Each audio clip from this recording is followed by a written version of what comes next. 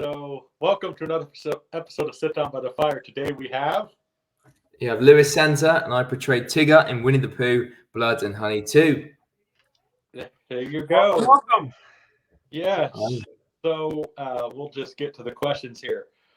So, since this is your first movie role, why don't the audience just get to know you a little bit? What are some of your favorite movies? My favorite movies? Oh, horror movies or just any movie? Anything. So my favorite horror film is It, the 2017 version. Just because I just love prosthetics and I love what Bill Skarsgård did with the character. Yeah. And the demonic version of the clown and just the change in character. I love all that. But my other favorite films aren't horror films. I love The Dark Knight. I'm a bit of a sucker for that. I know it's quite a generic answer, but I've got like Joker tats and stuff. I'm obsessed with the Joker. I love The Place Beyond the Pines. Have you guys seen that film? The Place Beyond the Pines? Yeah. Ryan Gosling, loved that. So they're three very different films, but they're pretty my top three. But my favorite genre is horror. So I could talk about horror films for days. Oh yeah. So yeah, no horror. I mean, what's great about horror is how just cheap you can do it sometimes. But cheap in a good way. Because like you can't exactly make a big Hollywood epic for a little money. Yeah, I know. I mean, some of them do get to that level, don't they? But then you get some, like, I feel like it's just sort of horror films always get a bit shat on, don't they? With like reviews and stuff by the big companies. It's always a bit of a shame, I think. But yeah, it's just how it is, I guess. Yeah, it is what it is. And usually like with horror films, they are done with low budgets, but the profits like that they make are huge, which is why that there's so many Saw films. It's because that they're done on lower budgets. Yeah. But knowing like that the profits like that they make. So. Yeah, exactly. Yeah, the profit's insane on some of these films. That's why they keep. I mean, how many Saws are there now? 11? Is there now? Something like that? I believe 10. Yeah. Yeah. Okay, 10 now. Yeah, it's crazy. Yeah. So, actors who inspired you. An actor who inspired me? Oh God. Oh. See, I could see. It's another quite a generic thing. I feel like he's a very popular actor, and obviously, sadly, he's no longer with us. But Heath Ledger, who portrayed the Joker, just because of his dedication to the role. And like with this role, I didn't method act as much as him, but I tried out a few things to help with the character. Like nowhere near what he did at all. Look, I just think his dedication to the craft is just something that's like just so amazing. Oh yeah. Well, method acting. Yeah. Method acting is good within reason. Yes. It is, yeah, definitely within reason. Unlike, I don't want to mention any names, but there have been some people throughout, film history who have took it a little bit too far. Yeah. Oh God, yeah. Yeah, and so I mean, even Alfred Hitchcock said it best. Listen, that method actors are already bad enough, but method actors, I mean, they're one step away from meeting the nice men in white coats. Literally, said something similar to that. So. Yeah, and obviously to get to the point as well, obviously, like you said, I'm not going to name any names, but there's obviously been actors in the past that have obviously even, sort of annoyed their co-stars on set and stuff like that, and really made them feel uncomfortable because of the way they're acting as this character. Right. Especially when you're playing a character who is, should be with the people in white coats. Do you know what I mean? When you're playing a character like that and you choose to method act it, it's a dangerous game. Obviously, the performance could be great, and the end products could be amazing, but the process can just be very difficult for yourself and others around you. Yeah, I can imagine. Yeah. So, question number 3: What was the family's reaction when you were casted as Tigger in Winnie the Pooh, the horror movie, Part 2?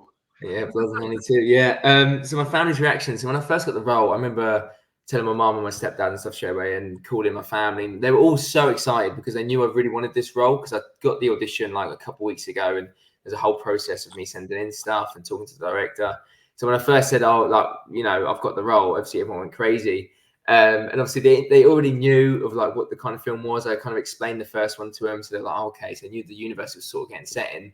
But the first reaction, actually, the funniest one, from my nan, And she reminded me of the fact that I used to love Tigger as a kid. So when I said, "Oh, I've just been cast as Tigger," she was like, "Oh, right." She was like, "Well," I think we went to her house at the time, and she went into her wardrobe and she pulled out like this Tigger like stuffed toy sort of thing, and it's like animatronic, so it moves.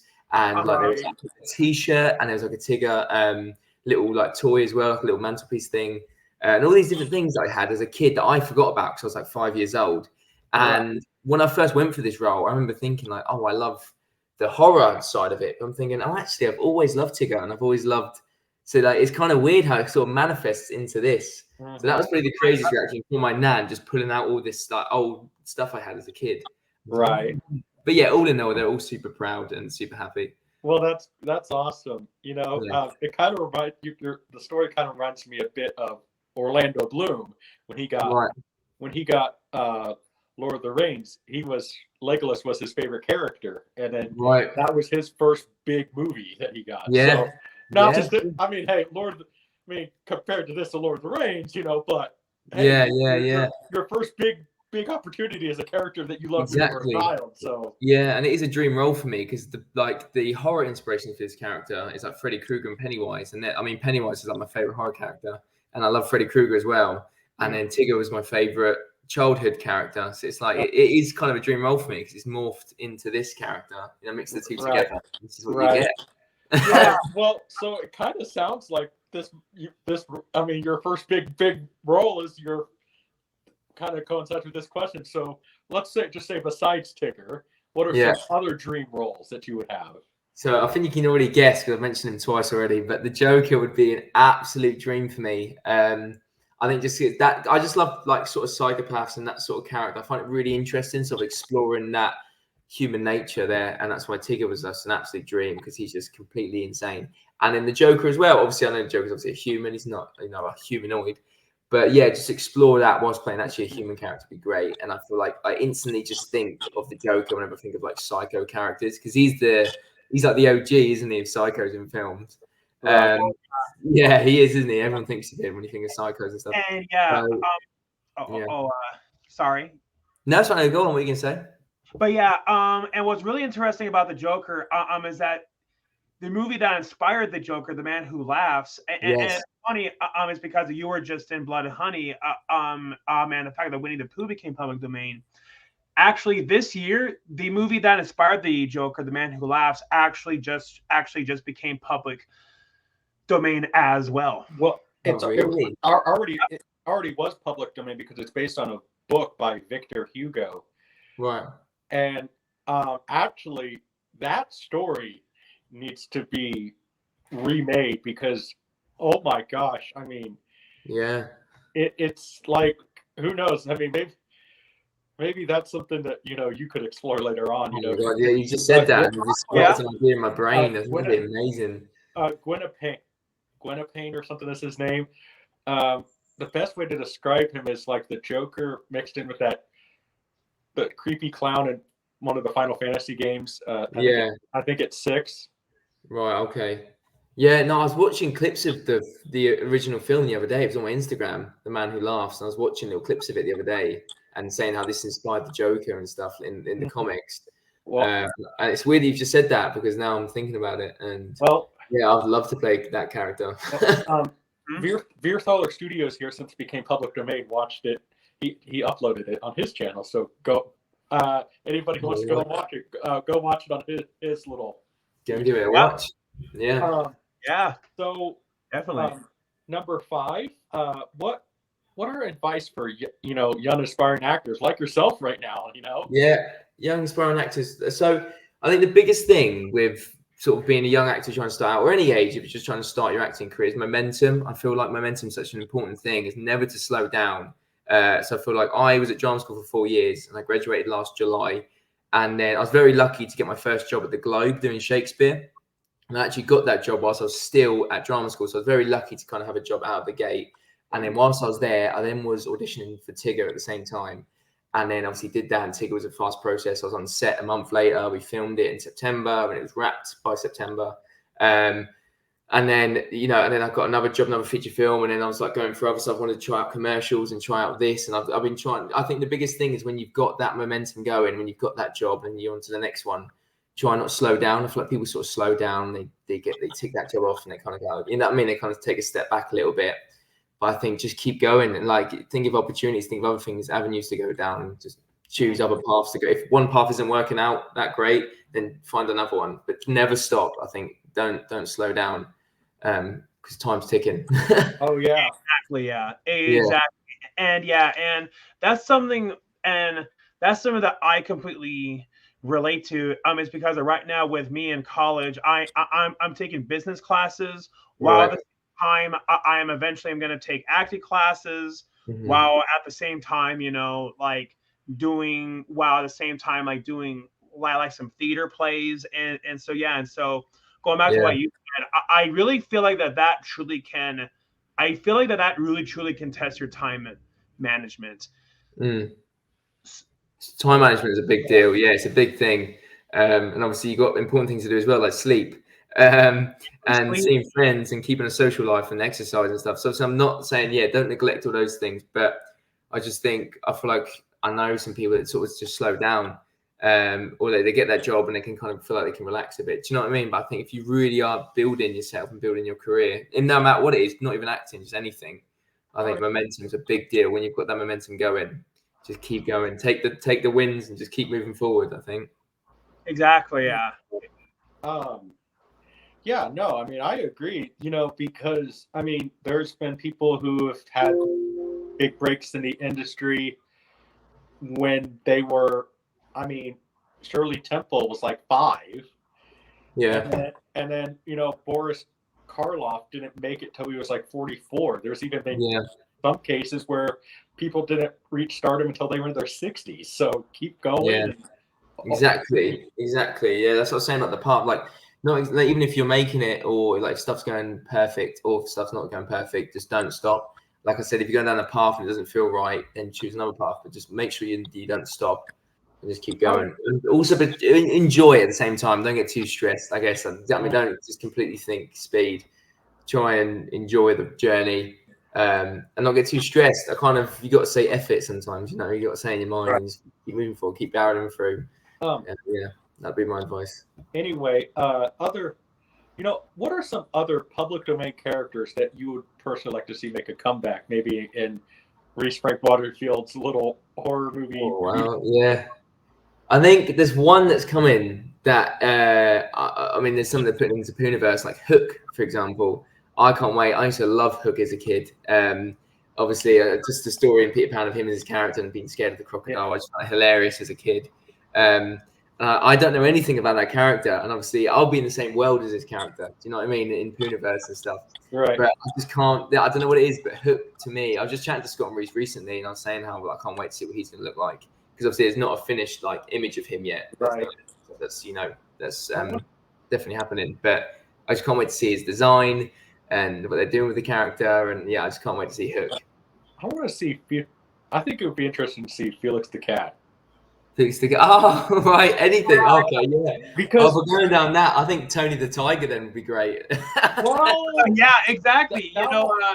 Just so in that way, like there could be that scene like where Tigger fights against Tony the Tiger. Tony the Tiger, yeah. That would be epic. Well, you might have to wait a long time because Tony won't go public domain until I don't know, like. He might. I'm thinking he came out in the 70s, so like. Oh really? Probably like 2067. So. Well, I'll be there waiting. I'll be about 67 at that point, so I'll be waiting for him. Oh yeah. Hey, who knows? You could be like Jackie Chan and Tom Cruise, do your own stunts and everything. Still going. That'll be me. Yeah. Still going. Okay, so Tony the Tiger. It says his creation date was 1952. Okay, so at least we don't have to wait as long, like as. Okay. So 2047. Okay, I'll be 46, 47, so I'll still be fit and strong. I'll be fine. There you go. Until I'll be waiting for him. Next question. When you win your Oscar, what would your speech be? Oh, that's a good question. That's a very good question. Obviously, I do the typical, thank you to my mom and my dad. Everyone believed in me, all this kind of thing. But that's a very good question. I think my biggest thing would be is like just dedicate it to the young actors, like we just did with the few questions ago. Just saying, don't stop. There's proof that it can happen and stuff, and the journey's the best part. Enjoy the journey. Don't think about the destination too much. And then I'll probably just shout, and if stuff's not going your way or whatever, just say fuck it and keep going. And I'll swear at the Oscars, I'll just say fuck it. Yeah. Well, you know what? At least that would be a better moment than other stuff that have happened at the Oscars. Yeah, exactly. I remember mine keep in mind I was in high school when I wrote this because I just don't remember to this day. So I said I would like to thank the people that said that this would never happen, and I have in parentheses look directly into the main camera. Yeah, do that. Yeah, I like that. You got it planned out.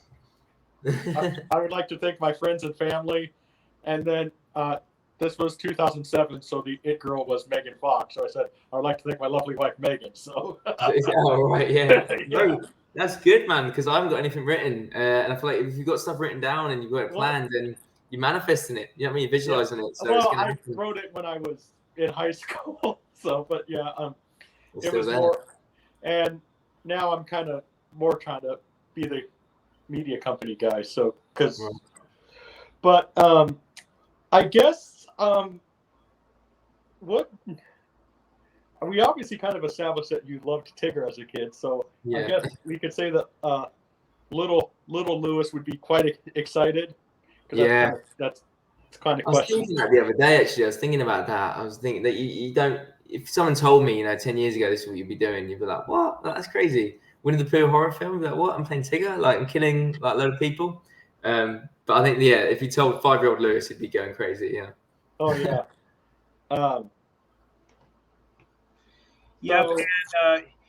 And especially considering that a lot of people wanted to see Tigger in the original movie, but it's just that Tigger didn't yet become public domain.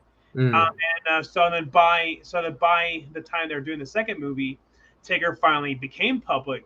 Yeah. So. Yeah, that's cool. There's that pressure there as well, obviously, with a few people have asked me if there's any pressure, and I felt there was a little bit because.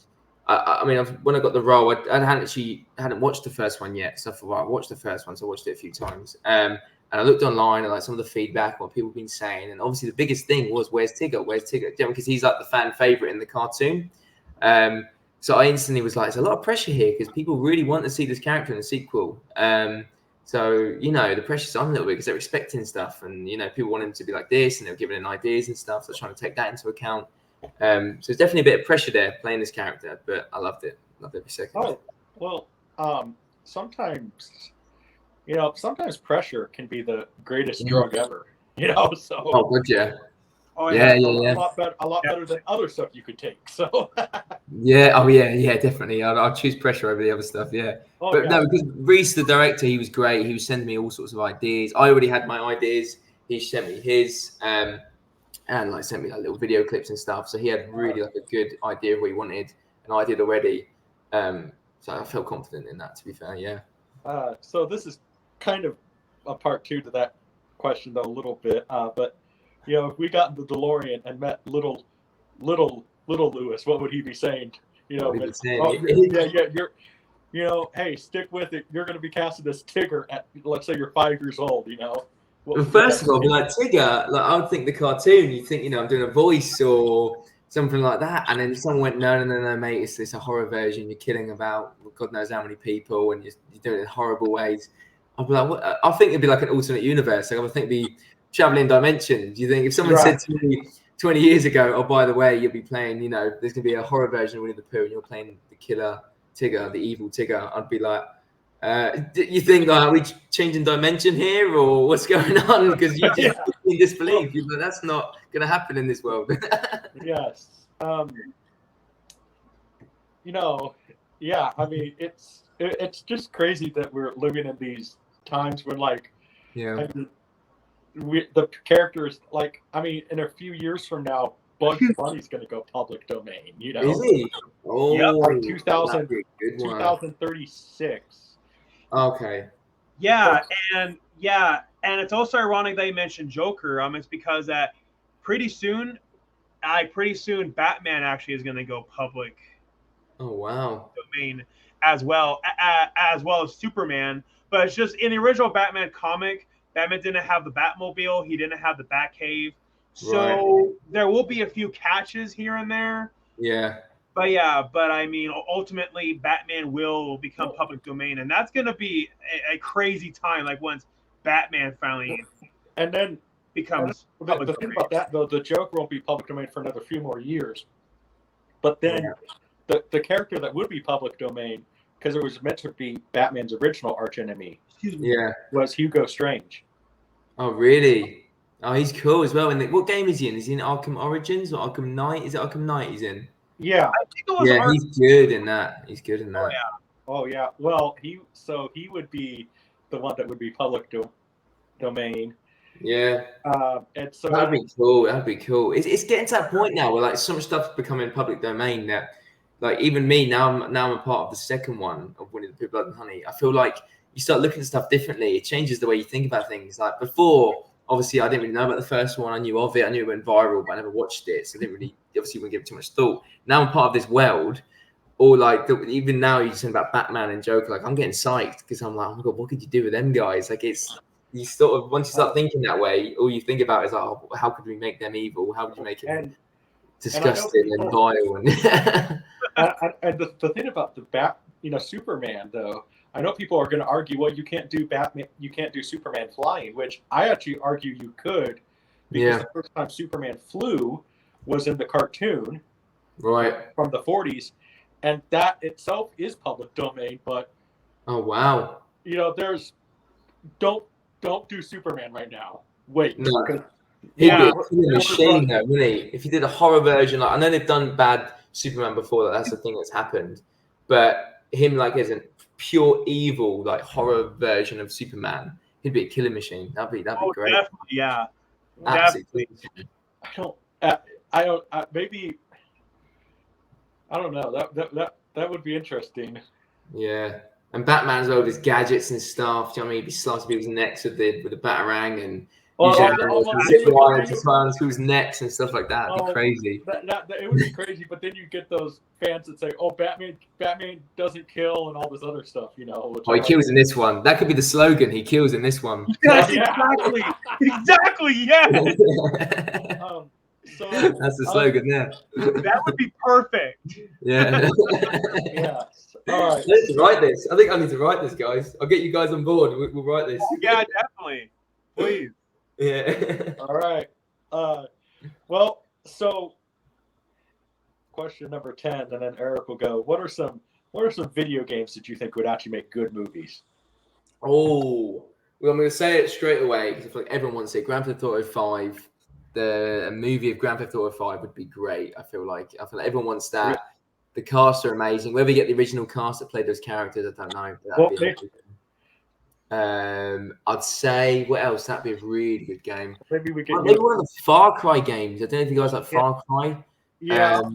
Far Cry 3, Far Cry 4, something like that. Well, would be really interesting. Anything will be better than the Far Cry movie they actually made. Did they make one? Is there one out? I actually had no idea. Yeah, they made one by Uwe Ball. Really? Yeah. Uwe Ball?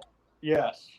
I didn't even know about that. I didn't know either. Yeah. No. Well, you're not missing much. It's Uwe Ball. Uwe Ball is he's just the director that makes very cheap video game movies just for the cash grab of it, Right. But they're not. Listen, I'm not going to really bash him too much because hey, he's making a living being a director, but he is, yeah. But hey, dude, like at least like learn how to actually maybe write a script too. Right. That would help. Yeah, definitely a starting point. But no, those games would be cool. I used to love Call of Duty as a kid. I used to love Call of Duty. Definitely like Black Ops 2, Call of Duty Ghosts. I feel like some of the campaign like stories in that. Have you played Call of Duty Ghosts? Have you played that?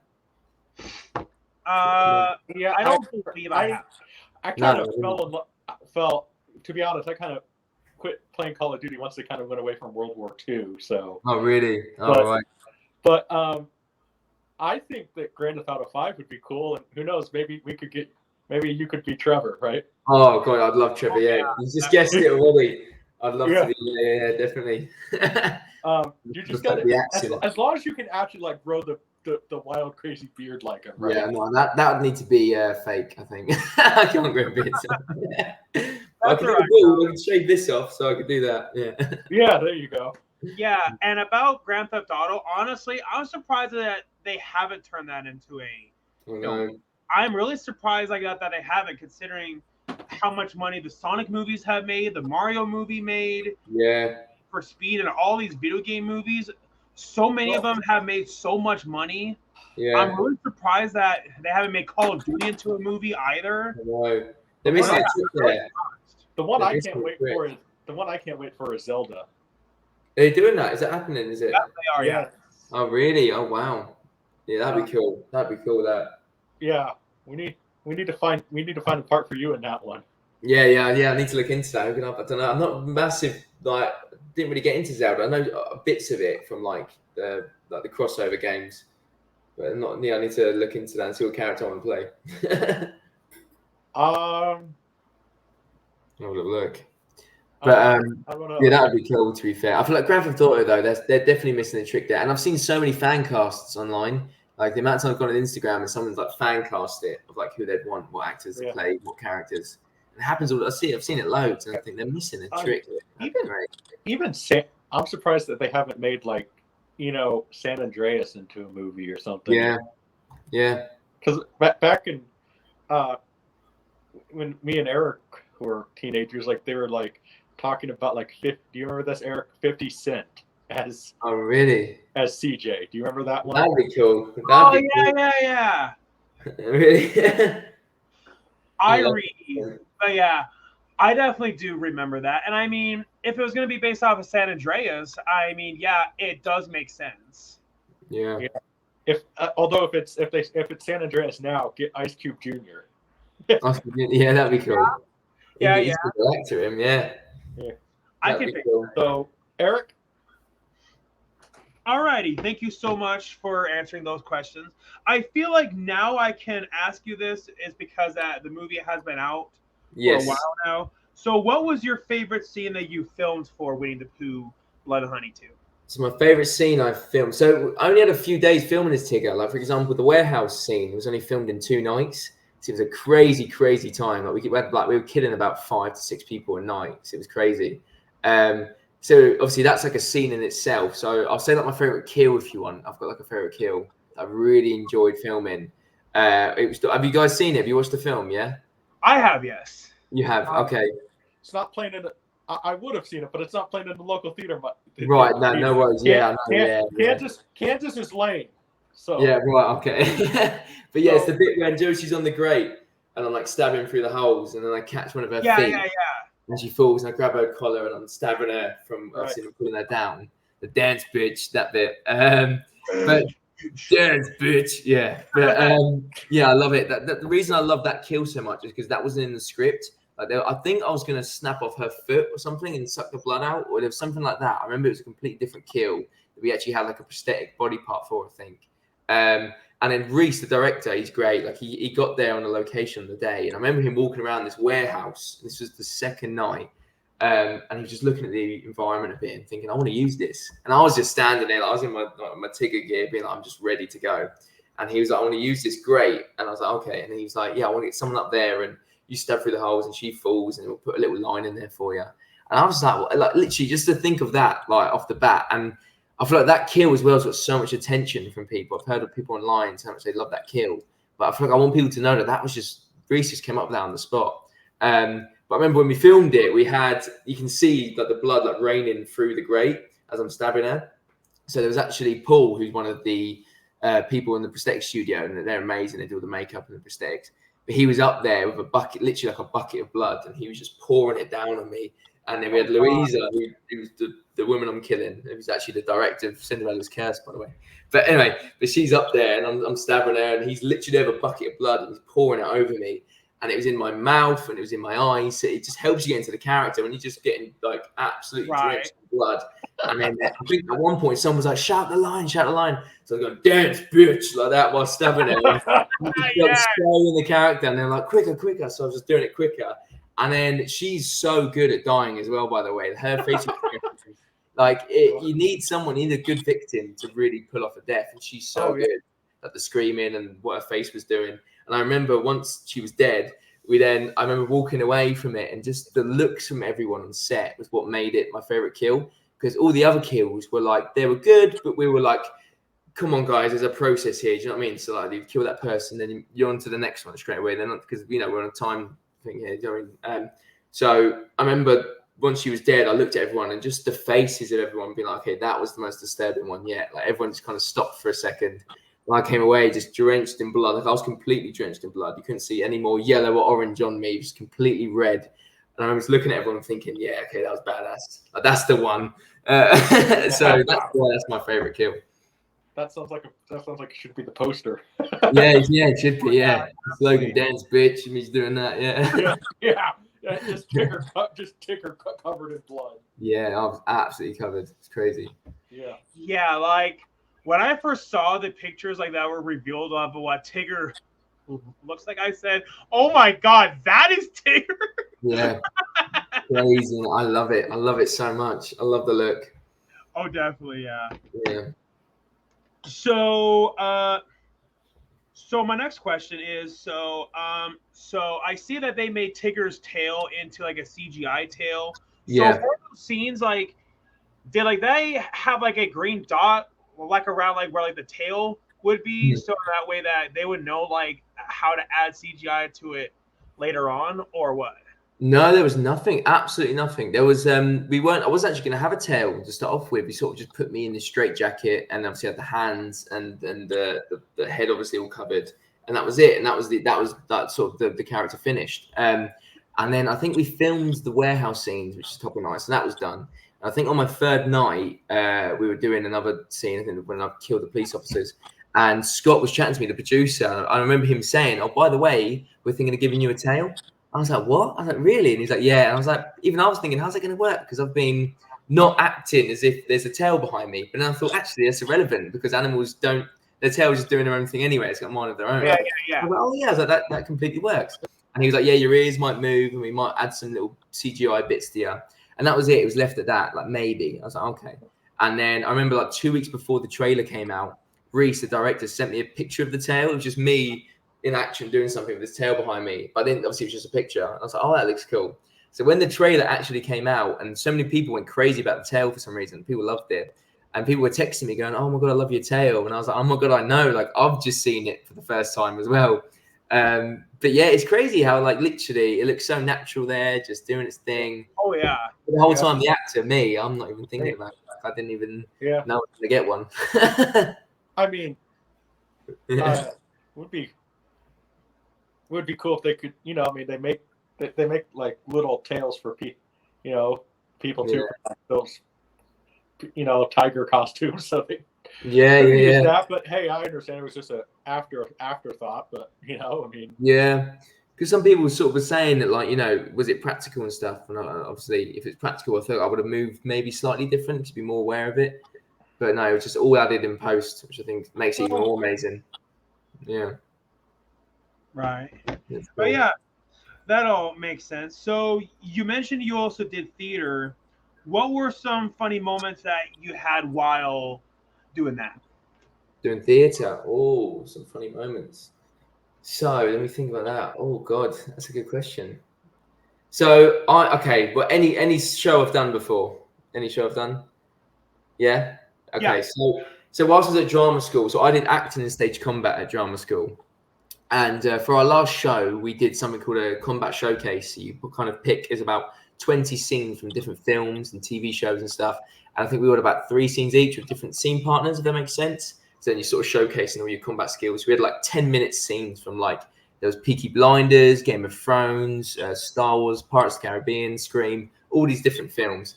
And with combat, obviously it's all safe. It's more of a dance. You're sort of avoiding each other. But you still do have like contact hits. So every now and then you have like a stomach hit, and you just can't. That angle, you just can't hide it from the audience. So like you just say, just take a hit sort of thing, but pull it back. Don't actually like follow through with your punch. Just pull it back a bit, that kind of thing. And in 2 of my scenes, so I had the Game of Thrones scene and the Peaky Blinders scene, and I was fighting my best mate Jack, who's another great actor, and he we had a few contact hits in it where like I kick him in the stomach and he punches me a few times in the stomach, and we always did it safely. And in the last night, sometimes got a bit rough, but on the last night we looked at each other. And we were like, should we go all out? Like this is the last time we're doing it. And this is near the end of drama school, bear in mind. We're all going our separate ways after this. And it was a very emotional time for all of us. It was literally our last day. This is a Saturday night. That was it. So I remember saying, okay, let's go all out. And then literally I remember doing it. I remember being on stage in the moment and thinking like we're absolutely just battering each other. It sounds so bad that I'm saying it. But yeah, like a few punches into my stomach, and he lifts me on a table and slams me down. There's like a padded table, but we were just going for it. There's a few points I was getting smacked on something. I'm thinking, oh God, why did I say this? And then I was booting him, and I could see he was like, oh my God, what are we doing? We came off laughing, and like we love each other, so we like hugged each other. We're like, bro, like that's the best way to end our 4 years at drama school. There you go. Definitely. Yeah, that's amazing. Funny stories. One of my favorite stories is for the first time Clark Gable ever went on stage. Right. He fell straight on his face getting off. And then he just, it proves why Clark Gable is such a star, because he sits there, decides at that point, break the fourth wall. Boy, I really fell for that one. That's quality. That's amazing. Yeah. I mean, there's no hiding that one. At that rate, you just got to break the fourth. That's the best way to deal with it. That's the best way. That's what I was trying to say earlier, like advice for young actors and stuff. Is like saying fuck it at times. And like I've done so many bad things. I've literally forgotten a prop that's vital to the scene, and you will come about that prop and you think, oh God, I'm on stage now. And you just gotta, improvise and just carry on and make it funny. Don't take it too seriously. Well, Eric makes movies based on his most popular YouTube series. Right. It's called Things That Piss Me Off, where he just talks about like everyday things, and he's made a couple of movies based on his series. And like the things that work for the Things That Piss Me Off movies is they're spoof movies. So like there's one time where like he's fighting a dinosaur, but it's one of those like blow up dinosaur like costumes. Yeah. And he sits there, breaks the fourth wall. Yeah, we didn't have the budget for a big dinosaur effect, so Yeah, that's great. Stuff like that works so well. It's better doing that than trying to just gloss over, like try not, notice it's a inflatable dinosaur. And so that's what I told Eric too with the movies, that you're making with Things That Piss Me Off right now. Just embrace the cheese, Yeah. Because, I think have fun with it. Just have fun with it. Yeah, and just Well, these movies they're spoofs. Like they're like the Mel Brooks, Hot Shot Park Dukes type movies, You gotta have fun. You just gotta have fun and not take it seriously. Yeah. Exactly. Yeah. And I mean, ultimately, if you're not having fun, then what's the point, huh? Exactly. Yeah. It is that. I think the number one rule with acting or anything in life is have fun. The other stuff, take it seriously and like, but not too seriously. And just if you don't enjoy it, then what's the point, really? Well, exactly. Just like that old saying, if you don't enjoy it, then you're not having fun. So exactly, yeah, and you're wasting your time. So, how comfortable was the Tigger makeup? How comfortable? So it wasn't too uncomfortable, to be fair. It was just the biggest thing was the heat. So I was just so hot in that costume. So it was August. August and September in London, and obviously it was summertime in England, but it's still very cold at night. So it'd be like, and obviously it was all night shoots as well. So everyone was kind of in their dry robes and like that, like freezing. But I was just absolutely sweating because obviously, for starters, prosthetics is like second skin. So it's so tight to your skin and like you can't itch anything and like you might feel like a little trickle of sweat, but you can't get to it.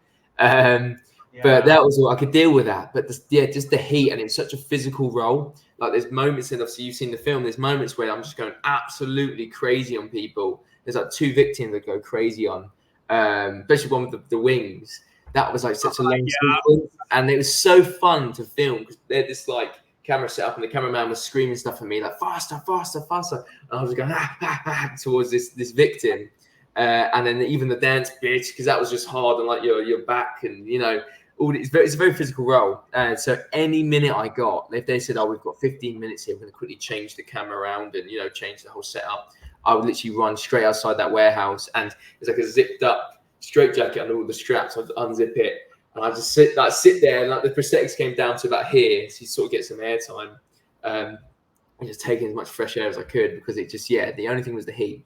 But like at the end of the day, if that was the only thing that was wrong about it, then I can deal with that. But also the hearing as well. The hearing was a bit of a trouble. I could see fine, I could breathe fine, but the ears were covered. Right, because obviously his ears are up here, because obviously he's a tiger up here, and there's no holes as well. So there's a few moments where I was sort of just standing there on set, and someone would go, "Lewis, can you go to your mark, please?" And I just wouldn't answer. I'd just be like, "Yeah, do you?" I'm like, "Lewis, can we get you in your mark, please?" And I'd just be like, "Lewis," and I'm like, "Oh, I'm so sorry, like I can't hear anything." And like having conversations with people at like lunchtime. With the prosthetics on, I'm really looking at their lips, thinking, "What are you saying?" Because I can hear myself fine, because it's echoing in this thing. But anything else, I'm like, "I don't know, mate. I'm so sorry, but I don't know what you're saying." Can you repeat that, please? Wait, oh wow! It hurts.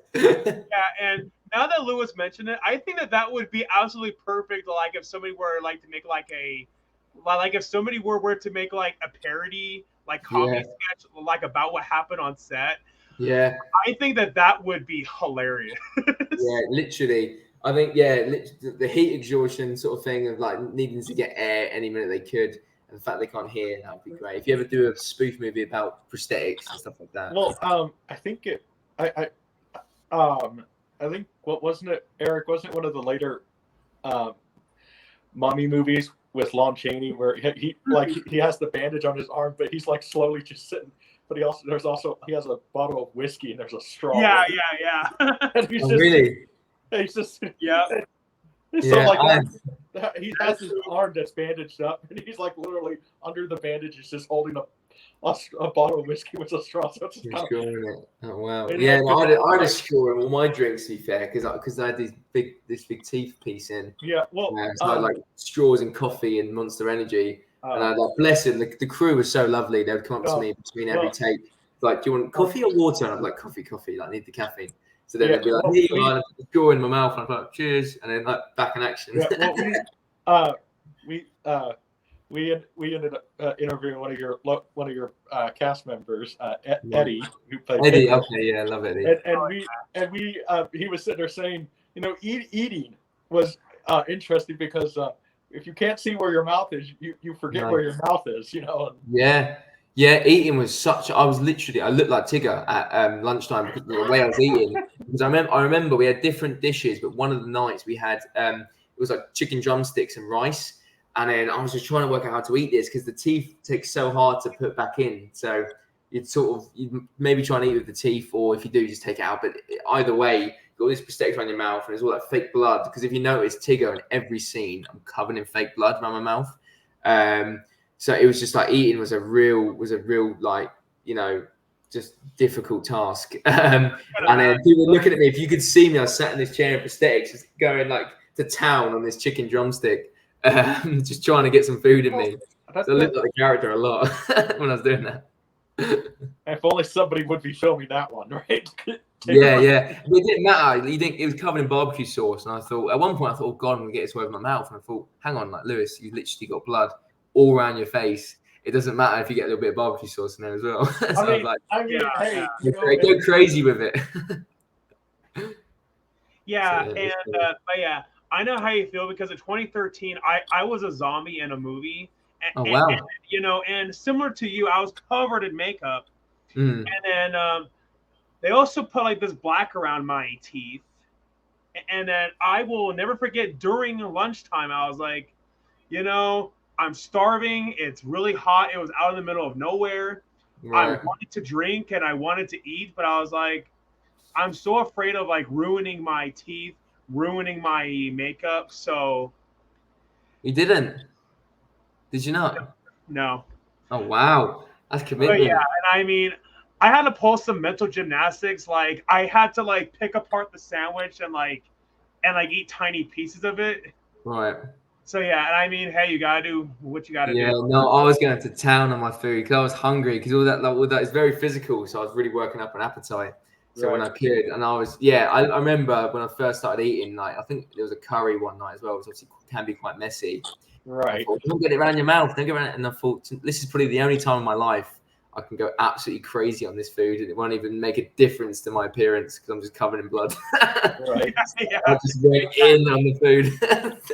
I mean, to be fair, there are some foods that could probably add to the costume, you know? Yeah. Jam donuts and stuff. You have jam donuts and get with that jam and jelly around your mouth. You're laughing. Yeah. So yeah, that's great. Exactly. So yeah. So besides acting, what are your interests? So I'm really into my fitness, to be fair. I'm really into acting is my main thing in life. But if it wasn't, I'd say the gym. Like I'm really into I try to go to the gym like every single day. And it comes a part of your life really. I started going during drama school because I did acting in stage combat. And with stage combat, it's very important to sort of stay in good physical shape. So yeah, just the gym, you kind of get obsessed with it. It became a massive part of my life and more for mental reasons now than physical reasons. I love it. And obviously with this character as well, I'm not like one of these guys. I haven't really got a goal. I don't want to bulk up. I just do it just because it's good for you and it gets your heart. Right. But when I got Tigger, I was like, okay, I've got a month here. And in the character breakdown, it said we want him a bit bulky. So I was like, right. So I've really took the gym seriously for a month for that character. And I was eating a lot more. But yeah, the gym is probably my biggest, apart from acting, it's my biggest thing in my life. Yeah. I mean, I used to be quite a big. I'll be PC here. I used to be kind of, as they say, big bone, but I've actually lost a lot of weight because as I've gotten older, I can't eat as much as I used to. So right. Yeah. And so I've started walking more and worked out. And Eric, I know you've lost a few pounds too, so because you put on some COVID weight, right? Yeah. And it's because of the pandemic, I couldn't go anywhere, couldn't do anything. All I could do was sit at home, and a lot of times, I would eat not because I was hungry, but because I was bored. Yeah, I feel that. And then because of that, I gained a ton of weight, and then ever since I've been trying to lose all that COVID weight, and I'm very proud of myself. 2020, I weighed 300 pounds. Now I'm down to 221. Oh wow! Congrats! Wow, that's amazing. Thank you, man. I mean, losing weight is hard. Yeah, gotcha. Yeah. Yeah. Definitely. And COVID's hard. COVID was hard because, I mean, I'm not a massive drinker. I don't really drink much, but I drank probably the most I've drunk ever in my life during COVID because it was just something to do. I was buying all my mates were doing the same thing and they were buying big crates of bud and just having bottles of bud every day. And it just got to a point where I was like, what am I doing, man? I'm just trying to kill time here, you know? It was interesting because, I mean, especially I used to do tree work. Now I jokingly call myself retired from it for a multitude of reasons because egos and everything else. But it was hard even finding, being employed by a tree service because, it's like, hey, can we see you with our trimming our trees or anything? You know, it's like, oh my gosh. So it was interesting, but Eric. Interesting time, yeah. That it was, and I am so glad that COVID is behind us now. Oh God, yeah. I think let's keep it that way. Yeah. Knock on wood. Yeah. Anyways, next question. Assuming Disney won't sue us, would you be able to do the iconic Tigger voice? Tigger voice, yeah. What line would you like? I don't know. Just spell his name the way he does. Yeah. What T-I-double-G like that. Close enough. Disney won't sue us. I know. I mean, there's a bit in the film where I do say bouncy. I've actually got it tattooed on me whilst I was out in LA. Yeah. There's a bit when I'm running towards the warehouse. I know Tigger says bouncy quite like in the cartoons. So somebody wanted to put into this. So he's kind of going bouncy. And I'm laughing as I'm saying it. So that was cool to put that in there. Only yeah. Only you cool. They could find a way to do it practically where you bounce on your tail. Yeah. I think that was what I spoke about a little bit, and it never got put into the film. We made him more like sort of leaping more. And I feel like if he bounced on his tail, it might be like maybe too comedic. We thought weren't too sure about that. But maybe in the future, he could like bounce on a corpse or something. Do you know what I mean? That'd be cool. Yeah. Oh yeah. Yeah. That'd be cool. But there's a lot of things that I say that are very similar. Like obviously, you probably noticed that I say bitch a few times in it. And and people obviously comparing that to Freddy Krueger. So like obviously when that first clip came out on YouTube, I go, better watch where you going, bitch. That bit came out, and everyone was like, oh my god, Freddy Krueger. So people are already comparing it to that as well. So I feel like people compare it to Tigger, the actual cartoon version. It's not too much of an issue, hopefully.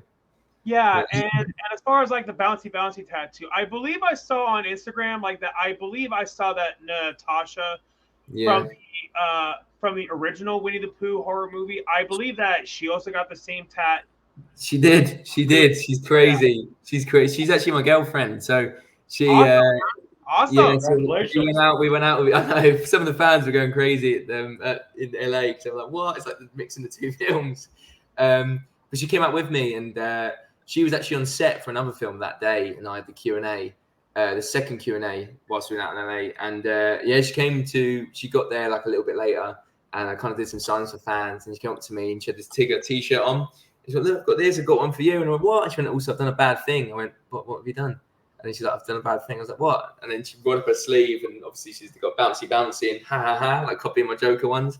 And I was like, "You're crazy." I was like, "You're actually crazy." So I was like, I got to get it done now. So I think about 2 days later, I was down in Hollywood at one of the tattoo shops there getting it done. So now it's a matching tattoo between us. Yeah, it's good. Awesome, man. Cool. Yeah, she's good. Oh, definitely, yeah. So going back to Tigger's voice. Mm-hmm. So I noticed that when I saw the trailer, Tigger's voice sounded a little bit different. Yeah. Compared to in the final film. I mean, his voice still sounded deep, but I noticed that it didn't sound like it did in the trailer. So do you know the reasoning? I did think that as well. I haven't actually spoke to Reese about that. Maybe a question for Reese and the sound guys, but I feel like some of the lines, I think the line that's in the trailer was actually recorded on the day by like the boom mic, and then it was like, it's called distorted, so obviously it made my voice a bit deeper and a bit more demonic. And then I did some ADR for the character after in post anyway, because just to sort of help, just in case stuff was muffled and stuff like that, then I would send in an ADR. So maybe it's because the one in the trailer was actually recorded on the day, if that makes sense. So that's actually happening in the moment. And then maybe the one for the film was ADR. But yeah, I've heard a few people say that, to be fair. I haven't actually noticed the difference. Maybe I need to go back and watch the film and the trailer and notice the difference. But yeah, there's some ADR for the character and stuff, just because I guess it's hard with all the noise in a big area and a lot of screaming going on. And I've got the teeth in, so it's nice to. Some of it is from the original shoot, but some of it's ADR as well, just because obviously I can say it clearer into a mic and it sounds better. Of course. Yeah. So maybe they're just playing around with it, and obviously because it is distorted, maybe I'm wrong. Maybe they just made it a bit sort of less deep for the film, because I think they played around a lot with the voice. Obviously, I was doing my part. I was just sending it in, and I sort of had the voice there and made it as deep as I could, and it's sort of pinched it at the back of my throat as much as I could. And then it's up to those guys to then do what they want with it and play around. But yeah. Right. Yeah. But yeah, that was something like that I noticed when I saw the movie in theaters. Like when it got to that part, like where you say "Hello, Christopher," like I noticed that shot was in the trailer too, and then I noticed, wait, the voice doesn't sound the same as it did in the trailer. And I mean, to be fair, a lot of times, like what is seen in the trailer isn't always going to make it into like the final product. Yeah, it gets changed, and with the voice as well. Like we had some different lines to start off with Tigger, and the lines sort of changed as we went through this process. We made him more jokey actually, so he wasn't as jokey before. He had some little snarky one-liners in there, but as the process went along, it kind of really became. He was sort of just this sarcastic, sadistic, killer, and we made him even more jokey, more like sort of Freddy Krueger in a sense. And I think it works so well with the character. Like instead of him being this absolute, really deep voice, sort of demonic character, he's more of like the sadistic, Freddy-like killer. I feel like we went more down that avenue. Yeah. And yeah, and when I saw the movie in theaters, I definitely noticed that, like with like the Freddy Krueger references, like the way how you move the claws, and like saying bitch. So yeah. I'm just saying, looking at bitch. Yeah.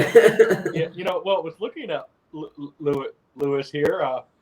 People are saying that Robert Englund, they would love him to come back, but Robert Englund himself says that he doesn't know if he really can do it anymore. Yeah.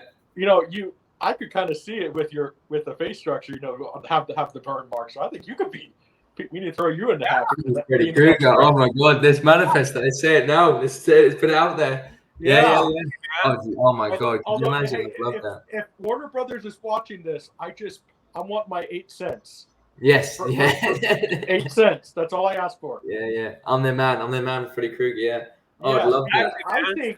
I think although, can we? You just need to like get the fedora, the sweater, and can we have Freddy have him with the trench coat again? Because Freddy looks best with the trench coat and the claws. So, and as long as Eric, and then we all know who should play Jason if they ever do Freddy versus Jason, right? Again. I have a few actors in mind who you would say, but are you gonna say Daniel? Are you gonna say the guy who we got to play the Frankenstein monster? Yes. Well, because we can tell Lewis a little bit about that, but we're doing Dracula versus the Frankenstein monster. Are you? And I know a local actor here in Kansas who is 7'7". What? Bloody hell! Yeah, he's huge. Jesus Christ, that is cool, man. Yeah. So I'm like, man, let's just cast him as Jason. Yeah. That's crazy. If I was Freddy and I'd be so intimidated. I'd be literally like, oh my God. Well, to be fair, welcome to my world. You know what I mean? Like, what? Well, to be fair, that could really add to the fight, though. Like, oh my gosh. Yeah, I'd need him in the dream world because otherwise I'm getting battered. Like, you would be creamed. I'd be ripped in half. Do you know what I mean? It'd be like, I'd need him in my world I think in the comics, they said that Jason's supposed to be like 6'8". Really? Okay. Right. And so they've never gotten an actor that tall to play. No, they've all got more sort of wide actors, haven't they? They've got more width rather than the height. Yeah. It would be interesting to see a really tall Jason now. Oh yeah, well, and I'm just imagining this guy 7'7" with that 28-inch machete. Yeah, that's great. That is a sight to see. That if I was Freddy, I'd do it, but I'd be shitting my pants the whole time. Well, to be fair, maybe that could be an attack, definitely in the dream world too. Yeah, maybe. Yeah. Maybe I'll do that. Yeah. Anything just to protect myself. So, Eric. So anyways, thank you for answering that. So I know you said that you didn't see the original Blood and Honey when it first came out, but I am sure that you heard about it like when it first came out. So or maybe not when it first came out, but around the time when it went viral. So when you first heard about the first movie, what were your thoughts on it? Yeah, it's really weird because I can remember sort of seeing it at drama school. I actually remember sort of, it's all a bit blurred now because it wasn't like a big thing in my life at the time. But I remember sort of seeing it on like Facebook and stuff like that because it went everywhere when it was so viral. Oh yeah, Yeah, I can picture it in my head now. I think the picture I saw was actually Natasha in the jacuzzi with the two killers coming behind her. And obviously, I never thought that'd be my girlfriend in like a year. Do you know what I mean? But it's crazy. But I remember sort of thinking that's a good idea because I love horror films. Like I've always loved horror films. And whilst I was at drama school, I was always anyone who went to drama school with me would say like, yeah, Lewis loves horror films. I'm obsessed. So I remember seeing that and thinking that's a great idea. And I was never one of these people that would think, oh, you shouldn't be mixing these two things. You know, I think it's a refreshing take on Winnie the Pooh because I'll never watch it at this age because that'd be weird. Do you know what I mean? Last time I watched it, I was probably about 5 years old. But seeing that and thinking, oh, it's now can be enjoyed by adults, but in a whole different light. So I can't remember my exact thought process at the time, but I remember thinking a bit positively, if that makes sense, and thinking that's a good idea. Well, and then when I got cast as Tigger, I watched it straight away, obviously. Well, in some ways, these fairy tales that people are making horror movies based on are more actual in line with the actual fairy tales now. Yeah, because they're dark. Yeah. Well, they were meant to be, they were stories to warn children, hey, don't go into the woods. Don't, they were to this or that.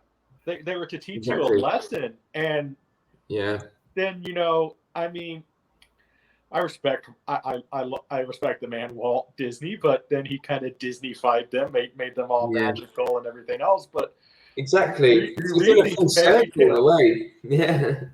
You read these fairy tales, it's like, oh my gosh. I mean, One of the things about them, though, like the villains in those stories, always got their comeuppance, and sometimes the most brutal of ways. Like, and they're dark endings, aren't they? As well, it's never happy endings. It wouldn't be like, oh, it's all this evil, but then good wins. It was always like the evil wins, wasn't it? I'm like these fairy tales. Some of them, but like, usually they always got married into the villain, so got like the most horrible death ever. Like, I think in Cinderella, the stepsisters and stepmothers get their eyes gouged out by crows. Really? Jesus Christ. Ooh. That'd be good to see that. Yeah. Yeah. And now, obviously, Cinderella's Curse is coming out later this year. And obviously, it's kind of full circles because obviously it was originally written like that, like you just said. And now it does that full circle going back to like this evil ways, like where, how it started. It's interesting. Mm-hmm. Yeah. And about Cinderella's Curse, I believe that they also did cast your girlfriend. Yes. Right? She's one of the evil stepsisters, but she doesn't get her eyes poked out by crows. She gets her toes cut off, I think. And then that is still pretty dark. It's still pretty dark. I haven't seen the film yet. Back in line with the story because she, in different versions of different stories, because that's how they were passed down and passed down and passed down. Yeah. But I believe in one of the original stories, like to make the glass slipper fit. One story she cut her toe off. I think that's what happens in this one, but I don't want to give anything away. But in the trailer, you can see toes getting cut off in the trailer. And then another version, she got her. They scraped a little bit of her heel off. Oh really? Oh god. Oh gosh, that is gruesome. It's a perfect fit, and then just shove it on. Yeah. Yeah. It's like, yeah, sure, I could fit into that. Which, make it fit. Yeah. Definitely. Yeah. So anyway, my final question: is there anything that you want to plug in? To play? Plug. Oh, plug. Oh, what? Like socials and stuff. Yeah, like socials, or maybe say you have like an upcoming movie, or what? Yeah, so obviously, my in terms of my socials, the main one I use is Instagram. So it's at lewissanter.actor, no cap, nothing like that, just lewissanter.actor. And I do use X, but I'm not very active on it, but I do use it.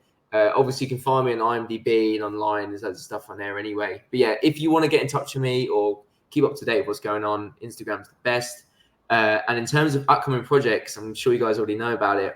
I'm very excited to obviously announce that Winnie the Pooh, Blood and Honey 3 is coming out, and also Poohniverse is coming out. So that's coming out next year, and that's just going to be crazy. And I'm so excited. Like I was with Scott and Reese in LA for a week for like the Q&As and screenings and stuff. And there's a few days we had where we were sort of walking around, just sort of brainstorming ideas, and just brainstorming some of the ideas for these films just gets me so excited. Because these guys, just the way their minds work, this like creative mindset for these sort of films, it's just amazing. And just being on board for it. And I'm also putting a bit of my input in there, but like, well, what about this? What about this? And they're liking some of the stuff I'm saying. So just hearing their ideas for these films is getting me so excited. And I feel like the fans should just be as excited for what's coming. It's going to be crazy. And keep in mind, because the stuff that Reese and everybody's doing it with the Poohniverse is not. It's, I would say, high school kids. We don't want to have a repeat of what happened at the elementary school. Yeah. I remember that's crazy. Yeah. Like, I'm not gonna. That was interesting. I'm not gonna sit there. Okay, listen. all I'm going to say to the teacher, can you? There's the thing. Can you read the subtitle? I know. Blood and honey. Yeah. Blood and honey. Oh yeah. Blood and honey. That's like Care Bears, right? Yeah, I know. And then obviously, I think within the first 10 minutes or something, someone dies. I think Kristen Robin's girlfriend dies like the first 10 minutes. And wasn't it playing for like 30 minutes or something like that? I think she left it on for like I believe so, yeah. Yeah. And then the kids were like crying and everything. I'm like, oh my gosh. I think within half an hour, 2 or 3 people were already dead. And it's like, how do you, she obviously left the room. She could not have been in the room. I feel like she sort of just put the DVD in or whatever and just walked straight out of the room and got, there you are, kids. Watch that. Shouldn't it be really obvious by the subtitle and by the poster? Yeah. I mean, like Winnie the Pooh's like holding like a hammer or but like I would say this perfect date movie when you're a teenager alone with your girlfriend. This kind of definitely. That kind of movie. That kind of thing, or your friends, if you kind of like, want to have a fun night, let's go to the movies together, a load of mates. Yes, but it's popcorn fun, this film, like don't take it too seriously, enjoy it, just sit there, escape from everything else going on, just sit there and just enjoy it for an hour and a half. But hey, those are all of her questions. It was nice having you on the show. So I really enjoyed it. Thank you. So Eric, can you listen? I don't want Disney to sue us, so can you please not annoy me with the Winnie the Pooh theme again? No. Play Godzilla. Godzilla. Okay, even that though works. I love Godzilla. Yeah, I'm a big Godzilla fan. So, thanks, guys. Thank you. Yeah, of course. Thank you so much. Is this the outro?